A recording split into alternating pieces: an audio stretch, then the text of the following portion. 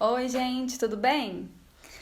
Não é incomum a gente ver mães desesperadas falando que seus filhos pequenos não sabem compartilhar, não dividem os brinquedos, tudo é meu, é meu, é meu, não gosto de emprestar nada, né? E elas ficam desesperadas, meu Deus, eu tô criando um ser humano terrível.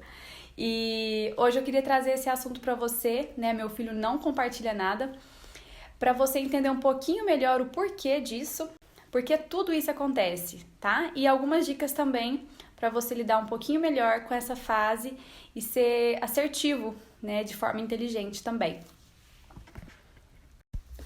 Todo ser humano, não é só o seu filho, tá? Todo ser humano, você já passou por isso, vive uma fase da vida chamada egocentrismo.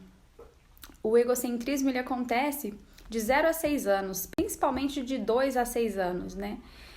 As crianças, o que acontece nesse período, né? As crianças não conseguem compartilhar, não conseguem brincar juntas, aí vira aquela briga, um puxa o brinquedo de um lado, outro puxa do outro, e é meu, não compartilha. Elas não têm muita empatia ainda, né, pelo outro, não conseguem se colocar no lugar do outro, do coleguinha. Elas passam por essa fase egocêntrica, por quê? Elas estão compreendendo como as coisas funcionam, como o mundo funciona e como elas funcionam também, né? Até então elas não tinham nem noção que existia o outro, né? Quando as crianças muito pequenininhas, os bebês, eles pensam que eles são a extensão da mãe. Eles nem se enxergam como uma pessoa diferente.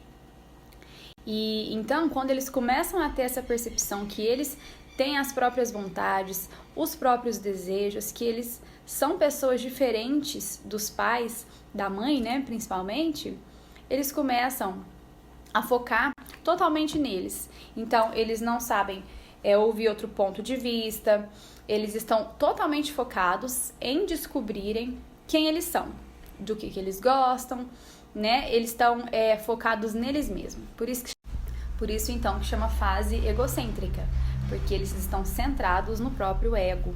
Por isso que é tão difícil para a criança se preocupar com o outro, com o coleguinha, com o que o coleguinha está sentindo.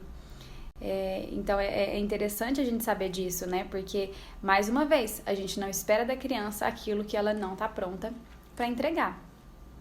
Você saber disso, você compreende melhor a sua criança, você não pensa que ela é terrível, que ela é uma pessoa egoísta, que ela vai se tornar um adulto que não pensa no próximo, que não é empático, não tem nada a ver. Isso é uma fase do desenvolvimento humano que todo mundo passa, tá? É lógico que a criança ela precisa de instrução, ela precisa de ser educada nesse aspecto, né, para que ela vá construindo ao longo do tempo os conceitos, né, de compartilhar, de empatia, né, de escuta, que é importante a gente escutar, ouvir o outro, o ponto de vista do outro, saber esperar a vez. Isso tudo vai ser construído. Às vezes a gente espera que uma criança de 2 anos, 3 anos, 4 anos já tenha tanta maturidade, né? E a gente não sabe que o próprio corpo dela, o próprio cérebro dela não consegue oferecer o que a gente espera. Então, a gente, sabendo disso tudo, você diminui as suas expectativas e auxilia mais, instrui mais a sua criança, porque é para isso que a gente está aqui, para instruir a nossa criança, né? Então, gente, eu vou dar algumas dicas aqui muito boas sobre a noção de propriedade, tá?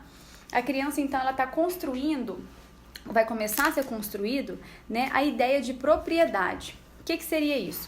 A ideia de propriedade tem a ver com você ensinar para a criança, instruí-la a respeito de existe o meu, existe o do outro e existe o de todos.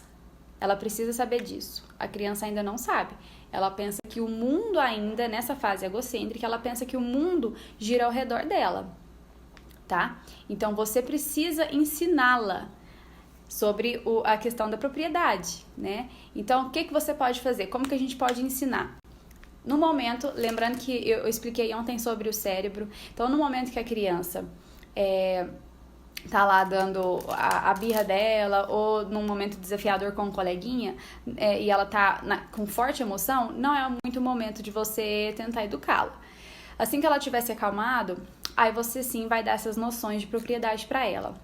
Como que você pode explicar que existe o meu, né? Um exemplo que eu gosto bastante de dar relacionado à noção de meu, o que é meu, é a escova de dente. Porque não é tudo que a gente compartilha e a sua criança precisa saber disso, né? A escova de dente a gente não compartilha, é algo meu, é algo íntimo, né? Então, você pode dar, existe o meu. Por exemplo, a escova de dente da mamãe é só a mamãe que usa. A sua escova de dente é só você que usa. Esse é o meu, né? Ok? Você pode falar sobre um carrinho, sobre um objeto que a criança tem apego emocional. Esse objeto, ela pode sim escolher que seja apenas dela, ela pode sim escolher não compartilhar. A gente às vezes não compartilha tanta coisa, a gente não compartilha o nosso celular, a gente não compartilha muitas vezes o nosso carro com qualquer outra pessoa, porque às vezes a gente pensa, é só um ursinho, é só um carrinho, é só uma boneca. Mas os pertences importantes da criança são esses. A criança não tem um carro, a criança não tem algo grande igual o mundo do adulto possui, né? Então a gente precisa ter empatia, né? E pensar que aquele objeto ela tem um valor emocional para ela. Então tudo bem se ela optar por não emprestar para algum colega. A gente precisa ter essa empatia e esse respeito, porque a gente mesmo não empresta muitas coisas, né, que para outras pessoas. A gente fala que aquelas coisas são muito pessoais, certo?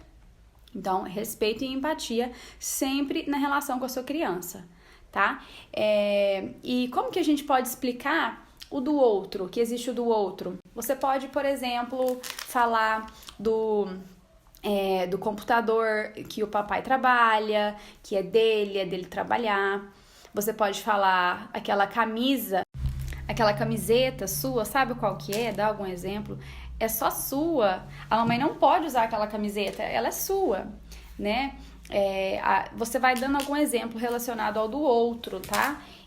Dá essa noção de propriedade do outro também. Você adapta aí com a sua realidade. E como você pode explicar o de todos, o nosso? O que seria o nosso? Um exemplo muito bom é o nosso veículo. Então, o nosso carro, por exemplo, se você tiver carro, se você tiver moto, se você não tiver, pensa em algo aí que vocês compartilham. Por exemplo, a mesa de jantar, né, o sofá da sala, coisas o quê? Que todos podem usar, que todos compartilham. Então, a criança, ela vai construindo essa noção. Ela não tem essa noção. A gente espera que ela tenha, mas ela não tem. Então, é assim que você vai trazendo essa perspectiva que até então ela nunca tinha tido, né? Você pode brincar também. Por exemplo, se a sua criança for um pouquinho maior e já entender, você pode, quando vocês forem sair, mesmo não estando nessa situação, gente, aí que é o momento de educar. A gente às vezes quer educar no calor do momento, só nos momentos de problema. E esses momentos não são os melhores.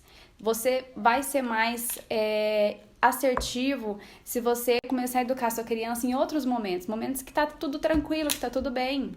Então, vocês estão lá andando de carro ou numa pracinha e tudo, você fala assim, filho, esse escorregador aqui é meu, é do papai ou é de todo mundo? Aí a criança vai falar, é de todo mundo. Aí você fala, nossa, que legal, né? Que bom que todo mundo pode brincar, todas as crianças podem brincar aqui. É muito bom. E você pode continuar nesse assunto, pode falar assim, por exemplo, é muito bom ter coisa só da gente, né? Coisas pra gente brincar sozinho, mas é tão bom quando a gente pode brincar com alguma coisa que é do outro também, não é? Pensa, esse escorregador não é seu, mas você pode ir lá e brincar com ele. É muito bom a gente poder usar outras coisas sem ser as nossas próprias. Então, é muito bom compartilhar, não é? A criança, ela vai construindo isso. Não significa que você teve esse diálogo com a sua criança hoje, amanhã ela vai sair compartilhando. Não, até porque é de 0 a 6 anos que ela passa por esse período egocêntrico, por esse período de individuação, que ela está se percebendo como um indivíduo separado.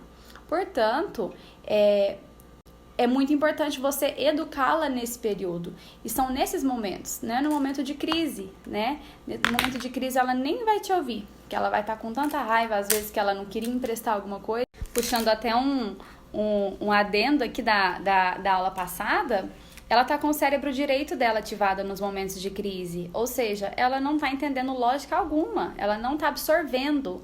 Então você precisa esperar e nesses momentos você usa como estratégia, você usa uma estratégia muito inteligente ao fazer isso, porque aí sim a sua criança vai estar assimilando, pensando com o cérebro esquerdo dela, que é o cérebro racional, o cérebro lógico.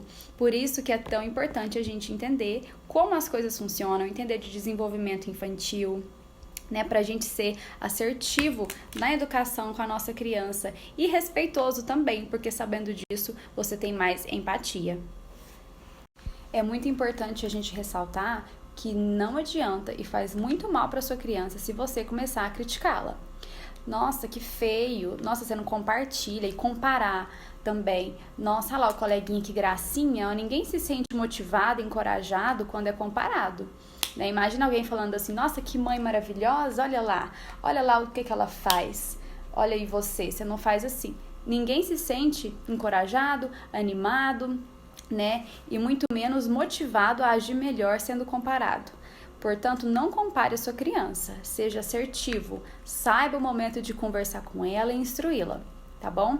Criticar vai piorar muito a situação e vai causar desconexão também. E é tão irônico se a gente for parar para refletir sobre isso, porque desde que a criança começou a explorar o ambiente, a mexer nas coisas, muitas vezes a gente fala assim, não mexe, é do papai, isso aí é do papai. Não mexe aí, é da mamãe. Não é comum a gente ouvir isso? É da vovó, não mexe, não pode mexer aqui. Né? E a gente sempre passa essa noção de posse, de propriedade para a criança. E aí a gente não aceita quando ela vai e fala assim, é meu, e no coleguinha é meu, né? Tira da mão do coleguinha e não deixa ele brincar. A gente está passando mensagens também nesses momentos, né?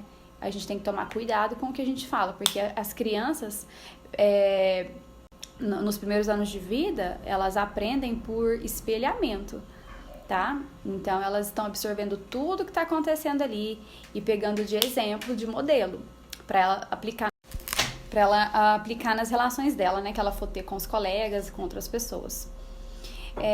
Então, gente, o que ficou de mensagem principal nesse vídeo foi: não obrigue a sua criança a emprestar as coisas, né? Use os momentos que ela tá tranquila para você instruí-la e vá, né, sempre, sem essa pressa que a gente tem, esse imediatismo que a gente tem de querer resolver tudo de um dia para o outro. É um processo, vai até os 6 anos a fase egocêntrica, então não vai ser de um dia para o outro, isso vai ser construído. Isso é educar a sua criança com o tempo, entender que é um processo. Não obrigue, eduque a sua criança nos momentos certos. Tá bom? E quando você faz dessa forma, usando esses exemplos que eu dei, e tendo essa consciência desse momento, esse período tende a ficar mais leve, né? Ele tende a ficar mais tranquilo. E você costuma ter até mais paciência, né? Para você lidar com a sua criança nesses momentos desafiadores. Então é isso. Eu espero que vocês tenham gostado e aprendido bastante. E que eu tenha agregado também na sua vida com filhos, tá? E me ajude a compartilhar esse conteúdo, com certeza vai ajudar bastante pessoas, né? Muitas mamães aí que estão passando por essa fase que é desafiadora, e esse conhecimento vai ajudar, com certeza, essas mães. Obrigada, gente. Até mais.